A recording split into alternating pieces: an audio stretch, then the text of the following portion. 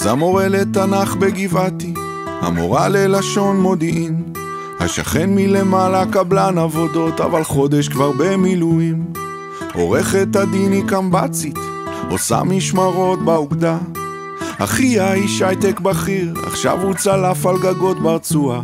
מנהל את הסניף הקשוחה של הבנק היא סמג"ד ביהודה ושומרון. דורון הוא בעל חנות צעצועים, עכשיו הוא מ"פ בשריון. והמדי שלנו כפרה, שלרוב מזמר בקיסריה, הוא לוחם הנדסה מתאושש בגבורה, אחרי שנפצע בלב עזה. נכון כולם נראים רגילים, אבל אנחנו עם של גיבורי על, וכל אחד תמיד מסתתר חייל, מוכן להציל את העולם.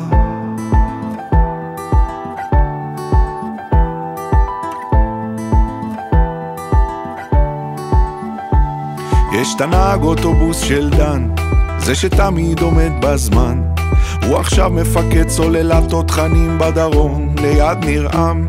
יש סטודנט בטכניון באמצע תואר ראשון, הוא סרן במיל בעוצבת הגליל, כבר חודש בגבול הצפון.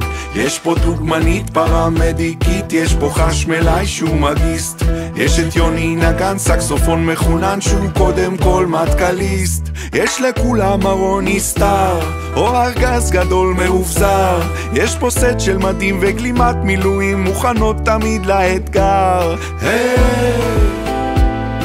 נכון כולם נראים רגילים, אבל אנחנו עם של גיבורי על, בכל אחד תמיד מסתתר חייל, מוכן להציל את העולם.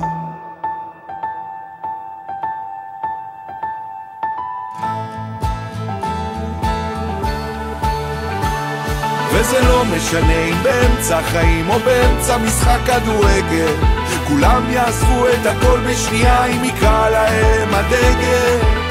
פה זה לא יקום מקביל, לא מציאות של מרוול, זה הסיפור שלנו, עם ישראל, זה הסיפור שלנו.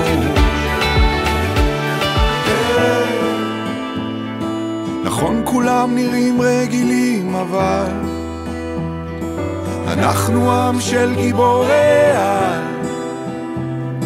וכל אחד תמיד מסתתר חייל, מוכן להציל את העולם.